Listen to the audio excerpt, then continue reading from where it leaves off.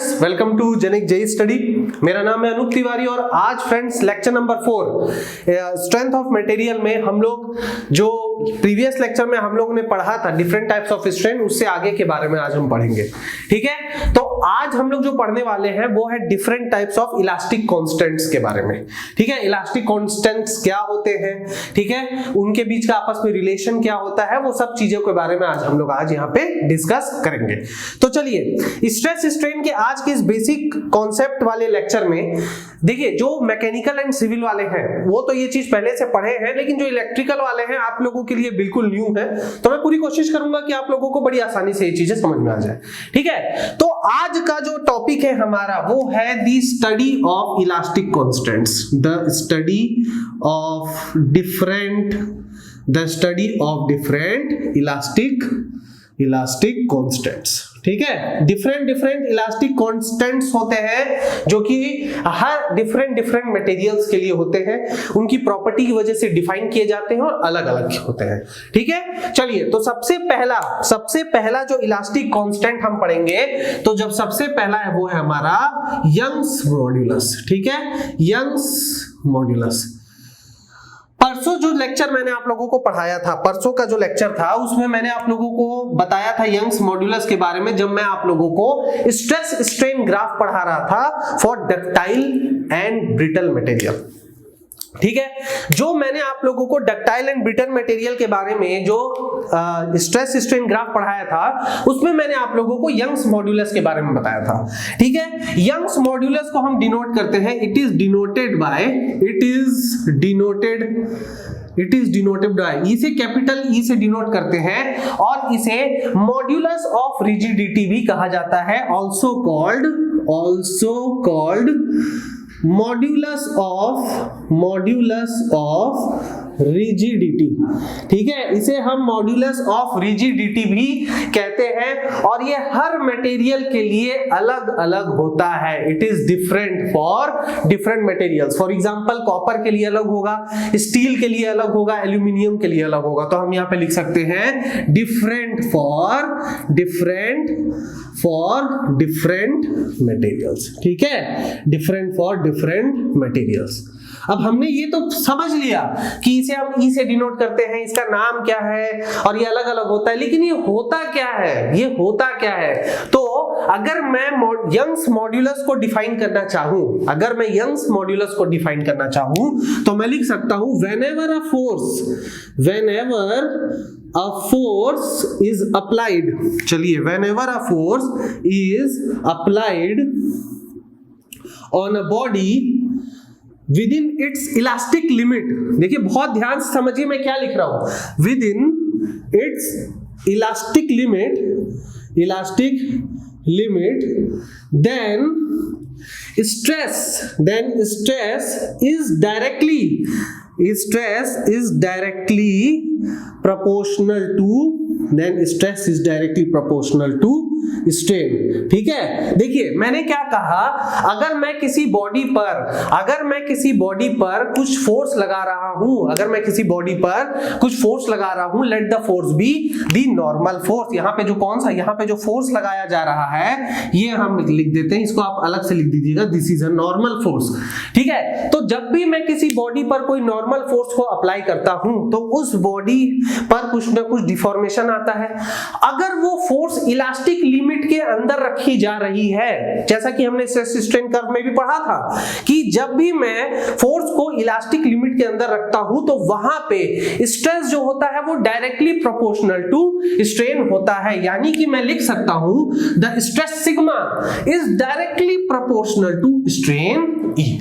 ठीक है, इस लॉ को हुक्स लॉ भी कहा जाता है। This is also known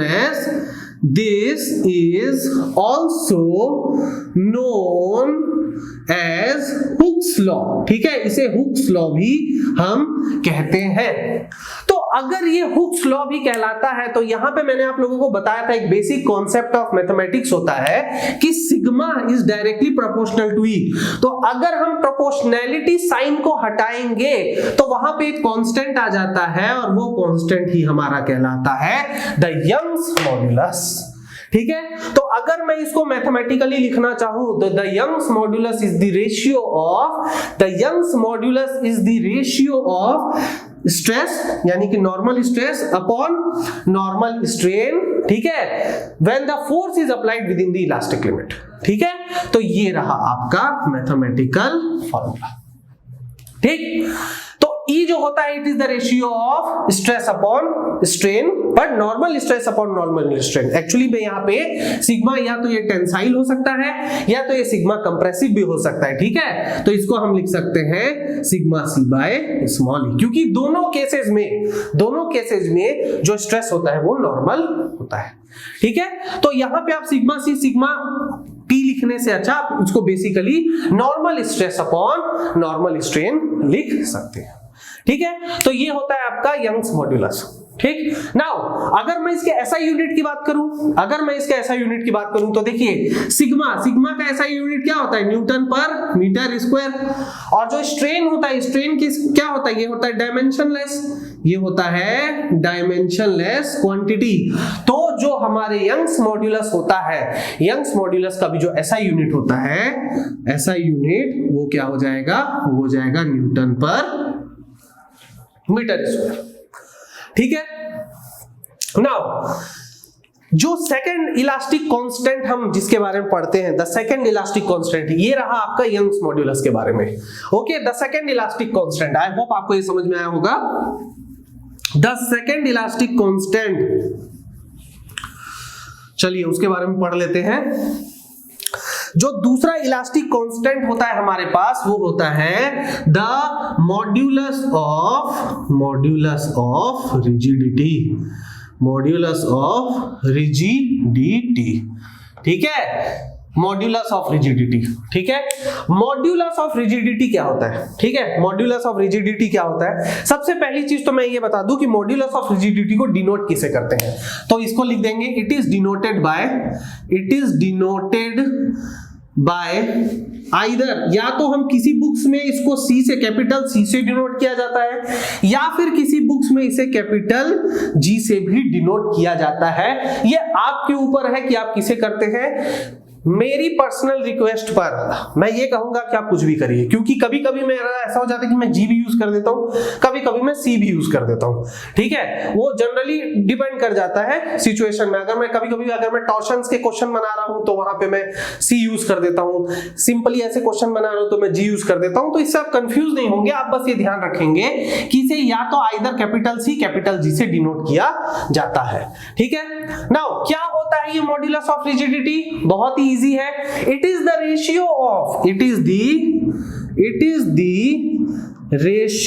of shear stress, it is the ratio of shear stress to the shear strain। ठीक है, shear stress और shear strain के ही रेशियो को हम मॉड्यूलस ऑफ रिजिडिटी कहते हैं। देखिए फ्रेंड्स, मैंने आप लोगों को इस टॉपिक को समझाने के लिए ही स्ट्रेस और स्ट्रेन को अलग अलग डिवाइड करके समझाया था।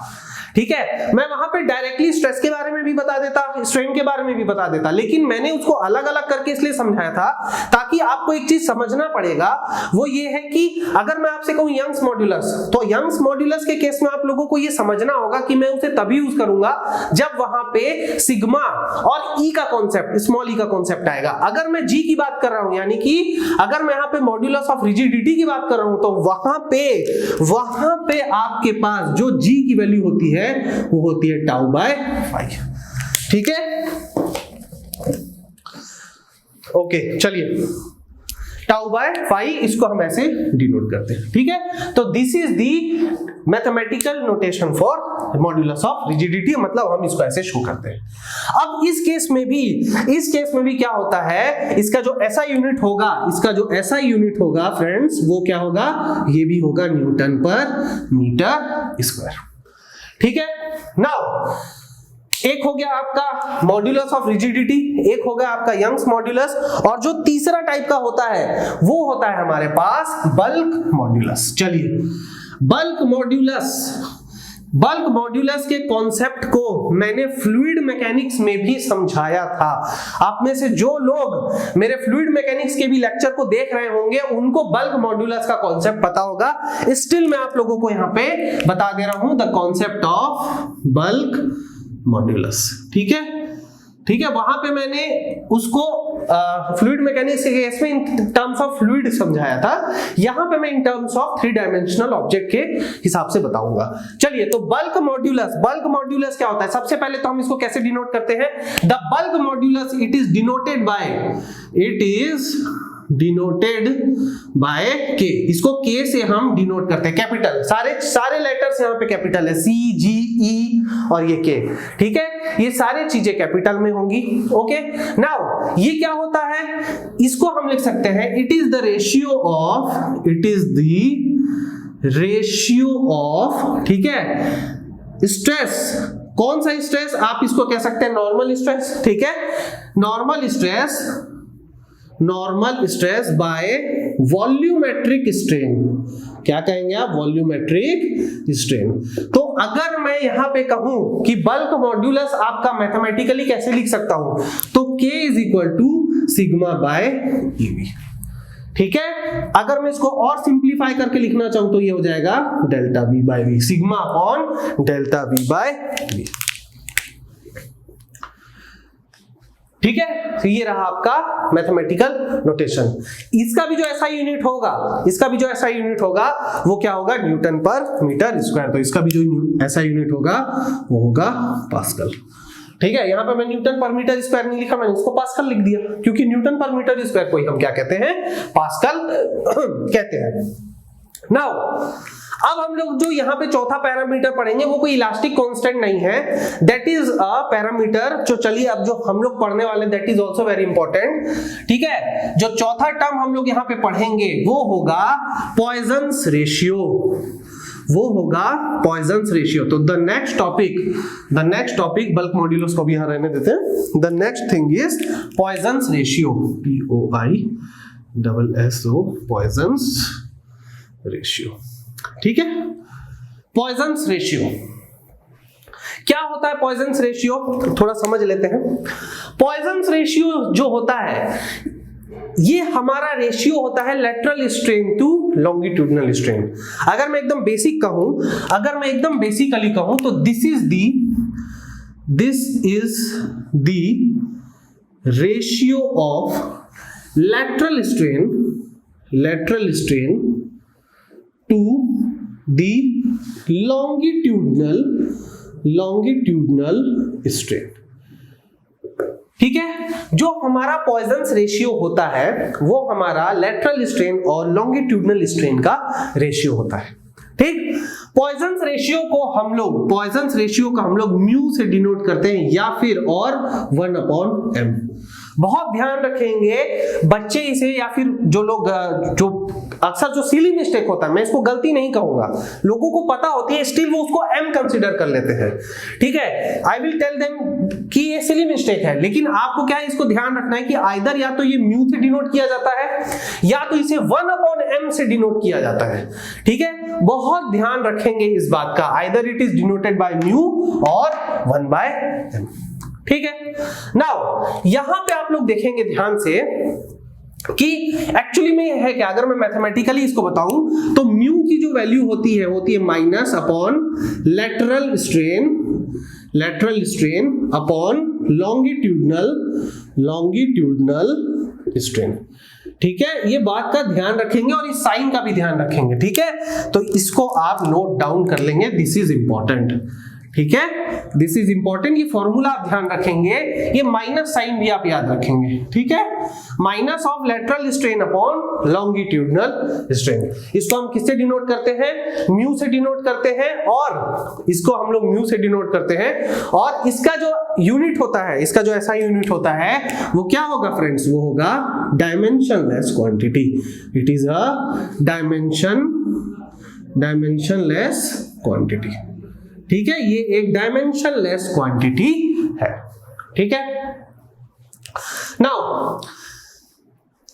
हमारा जो म्यू होता है, बहुत ध्यान रखेंगे, जो कॉन्सेप्ट पॉइंट ऑफ व्यू के लिए भी इंपॉर्टेंट है और कंपटीशन पॉइंट ऑफ व्यू के लिए भी इंपॉर्टेंट है। म्यू की वैल्यू बहुत ध्यान से समझेंगे, इसे नोट डाउन कर लेंगे, नोट डाउन कर लेंगे, आपको कहीं नहीं बताया जाएगा, ये नोट ऐसे करके नोट लिख लेंगे, ठीक है। क्या नोट डाउन करेंगे कि जो म्यू की वैल्यू होती है वो -0.5 से जो म्यू की वैल्यू होती है 1 तक वेरी कर सकती है, ठीक है। -0.5 से 1 तक जो म्यू की वैल्यू होती है वो क्या होती है, वेरी कर सकती है, ठीक। अब थोड़ा सा इसके बारे में और अच्छे से हम लोग समझ लेते हैं, थोड़ा सा इसके बारे में और अच्छे से हम लोग समझ लेते हैं, और थोड़ा सा इससे रिलेटेड एक न्यूमेरिकल भी हम सॉल्व करेंगे जो कि कंपटीशन में पूछा गया है। देखिए म्यू जैसा कि मैंने आप लोगों को बताया, ये lateral strain upon longitudinal strain होता है। तो अगर मैं आपके पास एक ऑब्जेक्ट ले रहा हूं, चलिए मेरे पास एक बॉडी है, और यहां पे मैंने क्या किया, मैंने यहां पे फोर्स लगाया, मैंने यहां पे क्या लगाया, फोर्स लगा दिया, ये रहा।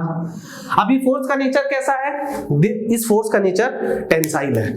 इसका लेंथ मैं मान लेता हूं L, और इसका डायामीटर मैं मान लेता हूं कि इसका जो क्रॉस सेक्शन है वो सर्कुलर है। तो अगर इसका क्रॉस सेक्शन सर्कुलर है तो इसका डायामीटर मैं मान लेता हूं D, ठीक। नाउ इस फोर्स की वजह से इसमें कुछ चेंजेस आएंगे इसके डायमेंशंस में, उसको भी हम कंसीडर कर लेते हैं। तो यहां पे क्या होगा, कुछ लेंथ इंक्रीज हो जाएगा, ठीक है, यहां पे इसका लेंथ इंक्रीज हो गया, ठीक है, जो हो गया L डैश, और यहां पे इसका डायमेंशन जो डायमीटर है वो डिक्रीज हो गया, हम मान लेते हैं हो गया D डैश, ठीक है, ये D डैश। तो अगर मैं यहां पे लेटरल स्ट्रेन की बात करूं, लेटरल स्ट्रेन की बात करूं, तो लेटरल स्ट्रेन यहां पे क्या हो जाएगा, बहुत ध्यान से देखिए, मैं पूछ रहा हूं लेटरल स्ट्रेन, तो the lateral strain will be delta D by D, क्योंकि लेटरल स्ट्रेन में आपका डायमेंशन कौन सा है, डायामीटर है। तो डायामीटर क्यों है, क्योंकि वो फोर्स के परपेंडिकुलर, जो इस डायरेक्शन में फोर्स लग रहा है उसके परपेंडिकुलर लग रहा है, मैंने आप लोगों को बताया था प्रीवियस लेक्चर में, ठीक। और जो आपका लॉन्गिट्यूडनल जो स्ट्रेन होगा वो हो जाएगा डेल्टा L बाय L, ठीक। तो अगर आप लोग म्यू की वैल्यू लिखना चाहते हैं, तो यहां से आप म्यू की वैल्यू क्या लिख सकते हैं, mu is equal to minus delta D by D, ठीक है, divided by delta L by, इसको आप नोट डाउन कर लेंगे, ये हो गया आपका फॉर्मूला। बहुत ध्यान रखेंगे कि ये जो फॉर्मूला मैंने लिखवाया है इसके करस्पॉन्डिंग डायग्राम कौन सा है, ये आप लोगों को डायरेक्ट फॉर्मूला बता दिया जाता है, बट ये फॉर्मूला गलत हो जाएगा अगर मैं फोर्स के डायरेक्शन को ऐसे लिख दिया, तो ये फॉर्मूला गलत हो जाएगा, क्योंकि यहां पे आपको ध्यान रखना पड़ेगा कि फोर्स के डायरेक्शन के अलाउ लेंथ लेना है जब मैं लॉन्गिट्यूडनल स्ट्रेन की बात करूंगा, और उसके परपेंडिकुलर डायरेक्शन में मुझे वो डायमेंशन को लेना है जब मैं लेटरल स्ट्रेन की बात करूंगा, ठीक है। तो ये चीज आप ध्यान रखेंगे। मुझे पता है मैकेनिकल सिविल वालों को ये सब बात पता होगी, बहुत इंटेलिजेंट है मैकेनिकल सिविल, इतने इंटेलिजेंट है कि लाइव सेशन में भी नहीं आते, ठीक है। लेकिन इलेक्ट्रिकल वालों को तो मैं बेसिक से बताऊंगा, और इलेक्ट्रिकल वालों का जो रिस्पॉन्स है बहुत अच्छा है, इलेक्ट्रिकल वाले ही लग रहा है जैसे सीरियसली पढ़ रहे हैं, बाकी लोगों का तो कुछ अता पता भी नहीं है, जबकि सिविल और मैकेनिकल की सबसे ज्यादा पोस्ट निकली है, ठीक है। चलिए उस बारे में हम ज्यादा नहीं जाएंगे। नाउ यहां पे आपको म्यू की वैल्यू मैंने लिखवा दी, ठीक है। मैंने आप लोगों को यह भी बता दिया कि जो म्यू की वैल्यू है वो -0.5 से 1 तक वेरी करती है, ठीक है। उसके अलावा मैं एक और चीज आपको बता देता हूं, एक और चीज मैं बहुत इंपॉर्टेंट मैं आप लोगों को बता देता हूं कि फॉर अ रिजिड बॉडी, चलिए एक और चीज मैं आप लोगों को इंपॉर्टेंट बता देता हूं, फिर हम एक न्यूमेरिकल सॉल्व करेंगे, ठीक है। मैं एक टेबल लाया हूं फ्रेंड्स, एक टेबल है मेरे पास, ये टेबल की क्वांटिटीज को मैं आप लोगों को लिखवाना चाहता हूं। The table is very important, very simple and very important. चलिए हमारे पास है यहाँ पे मटेरियल, ठीक है, मैं चाहता हूं आप इसको लिखेंगे मटेरियल, और यहां पे है पॉइजन्स रेशियो की वैल्यू, ठीक है। वैसे मुझे याद है पर ऐसे थोड़ा सा सभ्य लगता है, ठीक है, तो मैं बता दे रहा हूं इसको, ठीक है। तो यहां पे आप याद रखेंगे, ठीक है, जो सबसे पहला है, जो सबसे पहला कुछ मटेरियल है जो कि आपसे डायरेक्टली एग्जाम में पूछा जा सकता है, तो जो सबसे पहला मटेरियल है वो है कॉर्क, ठीक है। कॉर्क के बारे में आप लोगों ने पढ़ा होगा, जो बोतल होती है, वाइन्स की बोतल होती है, उसमें ऊपर में कॉर्क लगा होता है, ठीक है, रबड़ जैसा जो होता है, रबड़ का जो भी होता है, वो मैंने कभी देखा नहीं, मैंने सिर्फ देखा है, सुना है उसके बारे में, आंखों के सामने से ऐसे देखा नहीं। तो कॉर्क का जो पॉइजन रेशियो होता है वो होता है 0, ठीक है। कॉर्क का जो पॉइजन रेशियो होता है वो 0 होता है, ठीक है। उसके बाद आता है आपका दूसरा कंक्रीट, ठीक है, सिविल पूछा जा सकता है आप लोगों से, ठीक है। कंक्रीट के लिए जो पॉइजन रेशियो की वैल्यू होती है वो 0.12 0.2 के बराबर होती है, ठीक है। जो तीसरा होता है वो होता है मेटल्स। मेटल्स के लिए जो पॉइजन रेशियो की वैल्यू होती है 0.25 टू 0.33, यस 0.33, ये होती है म्यू की वैल्यू। और जो सबसे इंपॉर्टेंट वो ये है कि जो हमारी रिजिड बॉडीज होती हैं, रिजिड बॉडीज, ठीक है, फोर्थ पॉइंट, जो हमारी रिजिड बॉडीज होती हैं, ठीक है, उनका जो म्यू का वैल्यू होता है यानी पॉइजन रेशियो का वैल्यू होता है वो होता है 0.5, ठीक है।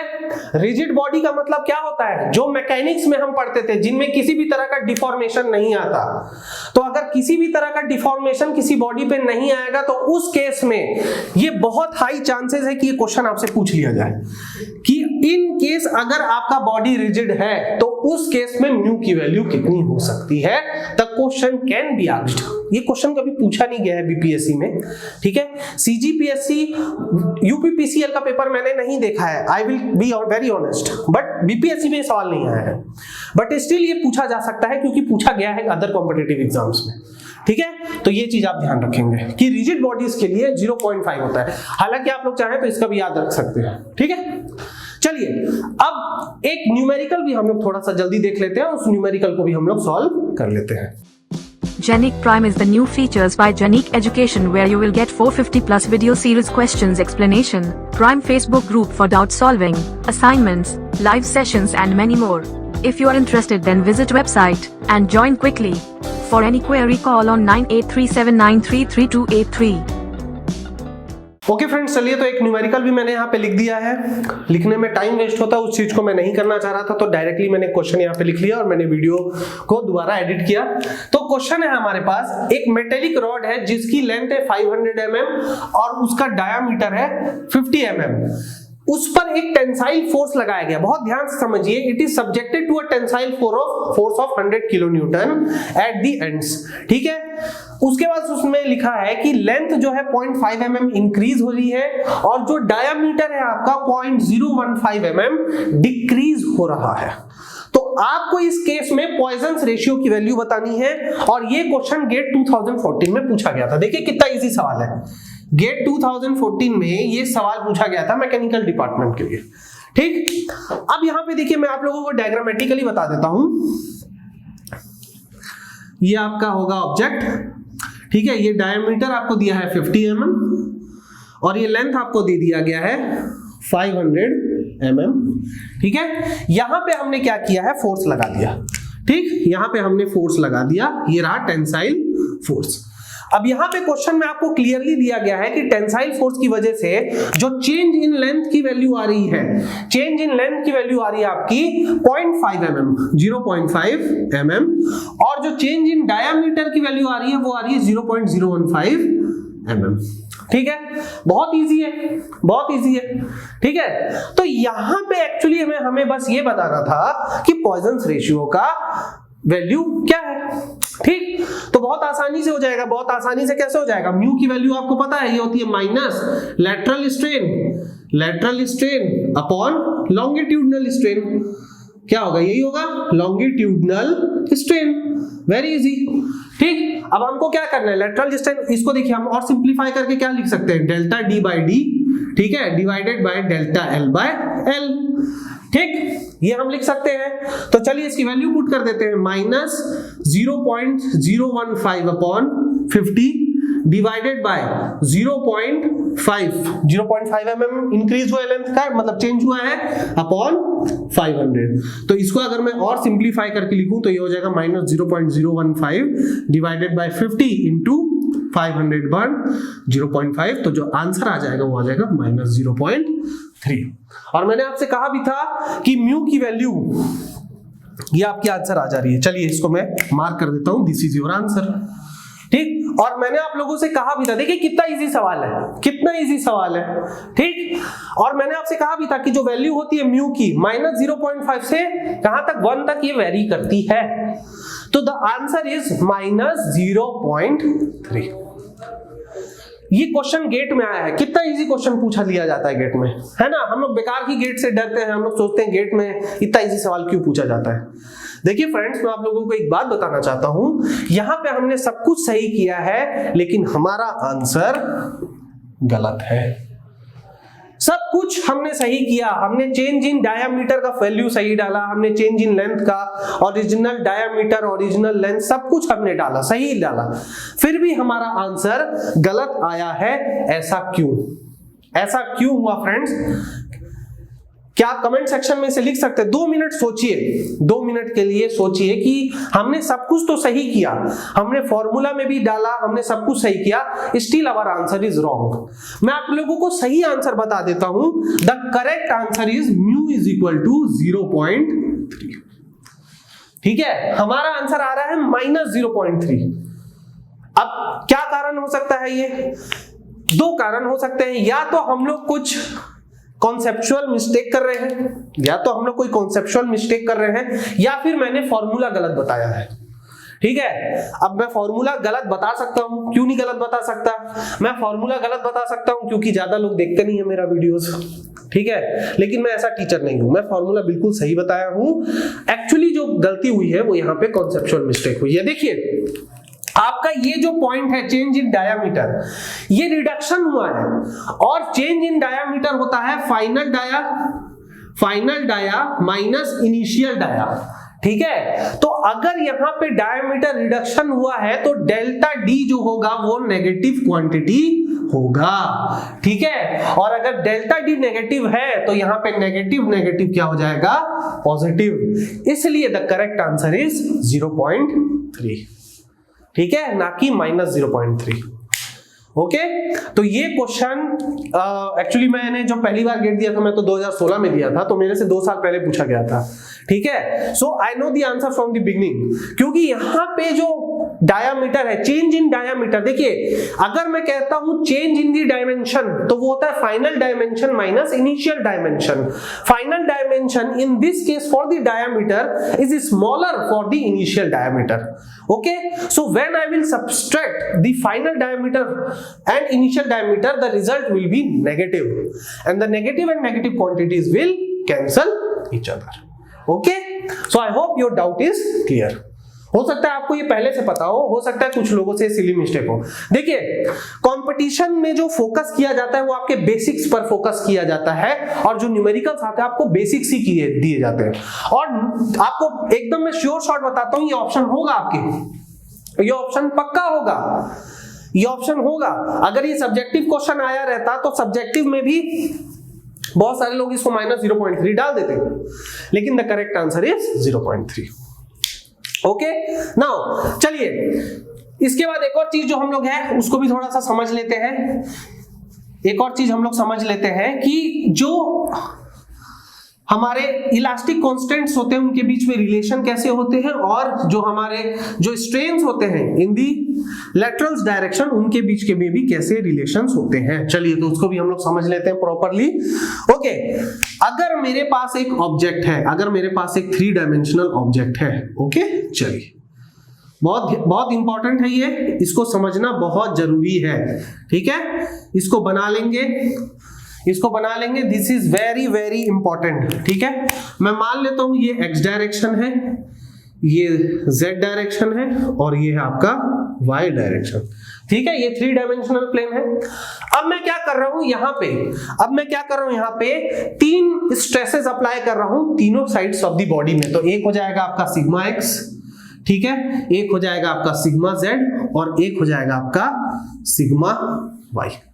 ठीक है, अगर मैं 3 डायमेंशन के केस में अगर ऐसा कर रहा हूं कि मैं तीनों डायमेंशन में किसी 3 डायमेंशनल ऑब्जेक्ट के तीनों डायमेंशन में मैं नॉर्मल स्ट्रेस अप्लाई कर रहा हूं, जिसमें मैं x डायरेक्शन में जो स्ट्रेस लगा रहा हूं वो सिग्मा x है, जो z डायरेक्शन में लगा रहा हूं सिग्मा z, और जो y डायरेक्शन में लगा रहा हूं सिग्मा y है, तो इस केस में जो मेरा स्ट्रेन की वैल्यू होती है Ex, बहुत ध्यान देंगे, Ex की वैल्यू होगी sigma x by E minus mu sigma y by E plus sigma z by E. Very very important, मैं इसके डेरिवेटिव पार्ट में नहीं जा रहा हूं, ठीक है, क्योंकि यहां पे इसकी जरूरत नहीं है। ठीक है, आपको बस ये चीज याद रखना है। उसी तरह से अगर मैं strain in the Y direction की बात करूंगा तो ये हो जाएगा sigma y by E minus mu sigma x by E plus sigma z by E. उसी तरह से अगर मैं z डायरेक्शन के लिए लिखना चाहूं तो Ez क्या होगा, ये होगा sigma z by E minus mu sigma x by E minus sigma y by E. ठीक है, तो ये आपका रिलेशन होता है, ये आपका क्या होता है, एक रिलेशन होता है। ठीक है, ये आपका एक रिलेशन होता है। नाउ एक्चुअली में जो Ex होता है, Ex की जो एक और वैल्यू है वो क्या होती है, डेल्टा L बाय L, ये भी होती है। ठीक है, तो Ex is equal to delta L by L is equal to sigma x by E minus mu sigma y by E sigma z by E. ठीक, जिसमें म्यू क्या है आपका पॉइजन्स रेशियो। ठीक है, आप इसको म्यू की जगह क्या लिख सकते हैं, 1/m ऐसे भी लिख सकते हैं, बट आप इसे एज ए म्यू ही डिनोट करिए, कंफ्यूज नहीं होंगे म्यू। ठीक है, ये हो जाएगा आपका डेल्टा, ये देखिए अगर मैं इसको लेंथ मान रहा हूं, ठीक है, इसको मैं विड्थ मान रहा हूं b, तो ये हो जाएगा डेल्टा b बाय b। ठीक है, और ये हो जाएगा डेल्टा h बाय h। ठीक है, तो ये भी एक रिलेशन आपको ध्यान रखना पड़ेगा। ठीक है, एक रिलेशन ये होता है स्ट्रेन और आपके स्ट्रेस और यंग्स मॉड्यूलस के पीछे और पॉइजन्स रेशियो, और एक होता है आपका इलास्टिक कांस्टेंट के बीच का भी रिलेशन। ठीक है, इलास्टिक कांस्टेंट के बीच का रिलेशन, ठीक है, जो कि मैं सिर्फ अभी बता दे रहा हूं, नेक्स्ट क्लास में, नेक्स्ट लेक्चर में मैं इनके रिलेशन को डिराइव करके और भी समझा दूंगा। अभी आपको ये याद रखना है।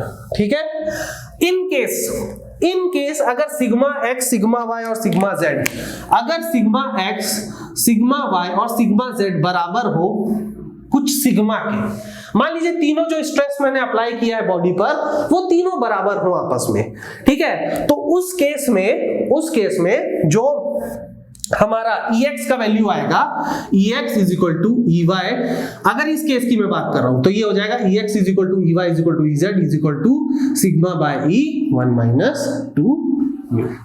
ठीक है, इस चीज को भी आप ध्यान रखेंगे, इसको भी आप नोट कर लेंगे कि अगर आपका स्ट्रेस जो x y z डायरेक्शन पर लग रहा है, अगर उन सबकी वैल्यू सेम है तो Ex Ey Ez यानी lateral strain in the x direction, sorry longitudinal strain, ठीक है, जो भी आपका नॉर्मल स्ट्रेन अगर मैं कहूं तो normal strain in x is equal to y is equal to z is equal to sigma by 1 minus 2 mu. ये सारे रिलेशन आपको याद रखने पड़ेंगे, कोई चारा नहीं है इनसे बच के भागने का। ठीक है, लेकिन बहुत इजी है, आपको सब कुछ पता है कि सिग्मा क्या है, ई क्या है, स्ट्रेन क्या है, पॉइजन्स रेशियो क्या है, ये सब मैंने आप लोगों को समझा दिया है। ठीक, अब बात रही इलास्टिक कांस्टेंट्स के रेशियो की। इलास्टिक कांस्टेंट, ठीक है, इलास्टिक कांस्टेंट्स रिलेशन, ठीक है, इसको मैं सिर्फ आज के लेक्चर में बता देता हूं कि वो क्या होता है, नेक्स्ट लेक्चर में बहुत इजी डेरिवेशन है, बहुत इजी, ठीक है, उसको भी मैं बता दूंगा। तो सबसे पहला है E is equal to 3k 1 minus 2 mu. अगर मैं कहूं कि मैं बल्क मॉड्यूलस और मॉड्यूलस ऑफ इलास्टिसिटी के बीच में रिलेशन बताना चाहता हूं, ठीक है, तो पहला रिलेशन होता है E is equal to 3k 1 minus 2 mu. ठीक है, इसको नोट करेंगे पहला, ठीक है, वेरी इंपॉर्टेंट, वेरी इंपॉर्टेंट। ठीक है, और जो दूसरा होता है फ्रेंड्स, रिलेशन बिटवीन, दूसरा जो होता है ये हो गया, ये क्या है actually friends, relation between E and के, ठीक है, रिलेशन बिटवीन ई एंड के। और जो दूसरा होता है E is equal to 2G1 plus mu, ये किसके लिए होता है? ये होता है रिलेशनशिप बिटवीन, ठीक है, ये होता है रिलेशनशिप, ठीक है, रिलेशन बिटवीन, बहुत ध्यान से इसको आप लोग याद रखेंगे, ये सारे फॉर्मूलाज इंपॉर्टेंट है, याद रखना है, ये सबके सब काम आएंगे आपको। रिलेशन बिटवीन आपको E एंड G, जहां पे E है आपका यंग्स मॉड्यूलस और G है आपका मॉड्यूलस ऑफ रिजिडिटी, और यहां पे है E यंग्स मॉड्यूलस और K क्या है आपका मॉड्यूलस ऑफ बल्क मॉड्यूलस, ठीक है, आपको ये याद रखना है, ठीक है। अगर मैं इन सारे चीजों को एक साथ लिखना चाहूं, यानी तीनों का रिलेशन अगर मैं एक साथ लिखाना चाहूं, तो तीनों का रिलेशन जो साथ में हम लिखेंगे, ठीक है, तीनों का रिलेशन जो होता है, very important, the most important equation is equal to 9Gk upon G plus 3K, ठीक है, ये रिलेशन को भी आप याद रखेंगे, ठीक है। अगर मैं कहूं relation between E, G and K, अगर मैं इसको लिखना चाहता हूं relation between E, G and K, ठीक है। अच्छा, यहां पर आप G की जगह C भी लिख सकते हैं, तो आप इसको लिख सकते थे E is equal to 2C1 plus mu, ठीक है, और यहां पे आप इसको कैसे लिख सकते थे? 9CK upon C plus 3K, ठीक है, आप इसको ऐसे भी लिख सकते हैं, ठीक है, आप इसको ऐसे भी लिख सकते हैं। तो ये रहा, देखिए, अगर मैं सिर्फ दो क्वांटिटीज की बात करूं, यंग्स मॉड्यूलस और बल्क मॉड्यूलस, तो उनके बीच का रिलेशन है E is equal to 3K 1 minus 2 mu. अगर मैं कहूं relation between Young's modulus and modulus of rigidity, तो ये होगा E is equal to 2G1 plus mu. और अगर मैं तीनों के लिए रिलेशन बताना चाहूं, तो वो हो जाएगा 9Gk upon G plus 3K।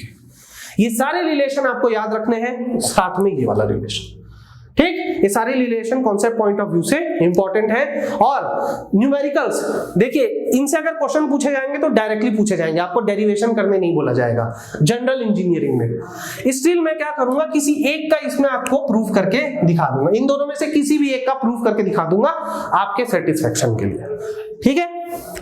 चलिए, नेक्स्ट लेक्चर में मैंने आपसे कहा था कि मैं इस लेक्चर में इलास्टिक कांस्टेंट, पॉइजन्स रेशियो और उन सबके बीच में जो रिलेशंस होता है वो सब मैं डिस्कस करूंगा, जो कि मैंने किया। नेक्स्ट लेक्चर यानी लेक्चर नंबर 5 में हम पढ़ेंगे चेंज इन लेंथ के फॉर्मूला, यानी कि जो हमारा डिफॉर्मेशन आता है उसके फॉर्मूला, अलग अलग कंडीशन के लिए डिफॉर्मेशन का क्या क्या फॉर्मूला होता है, ठीक है। और उसके अलावा हम पढ़ेंगे स्ट्रेन एनर्जी के बारे में, ठीक है। और उसके बाद लगभग हमारा जो बेसिक कॉन्सेप्ट है स्ट्रेस स्ट्रेन का, वो खत्म हो जाएगा, ठीक है। तो मैंने आपको बताया था 5 से 6 या मैक्सिमम 7 लेक्चर लगेंगे, तो कल 5वां लेक्चर है, ठीक है। तो हम लोग कोशिश करेंगे कि इसके बाद हम लोग बहुत सारे क्वेश्चंस को भी सॉल्व करें, ठीक है। तो कल हम लोग चेंज इन लेंथ का फॉर्मूला पढ़ेंगे और डिफरेंट फॉर्मूला जो हमारे स्ट्रक्चर्स होते हैं, वो स्ट्रक्चर्स कैसे होते हैं, उनमें डिफॉर्मेशन में क्या सा फर्क पड़ता है, थर्मल स्ट्रेस, अभी कुछ चीजें बची हैं, उन सबको हम लोग यहाँ पे क्या कर लेंगे, कवर कर लेंगे, ठीक है फ्रेंड्स। तो अगर आपको मेरे ये लेक्चर्स पसंद आते हैं तो प्लीज मेरे चैनल को लाइक करें, शेयर करें, सब्सक्राइब करें, मेरे वीडियोस को ज्यादा से ज्यादा शेयर करें, क्योंकि जनरल इंजीनियरिंग में ऐसे आप लोगों को और कोई नहीं पढ़ाएगा, ठीक है। सोम को मैंने टारगेट रखा है सोम को 1 मंथ में अच्छे से प्रॉपरली पढ़ाने का, ठीक है। तो उसको हम क्या करेंगे, प्रॉपरली खत्म कर देंगे, ठीक है। चलिए, नेक्स्ट लेक्चर में कंटिन्यू करेंगे basic concept of stress and strain को। तब तक के लिए थैंक यू।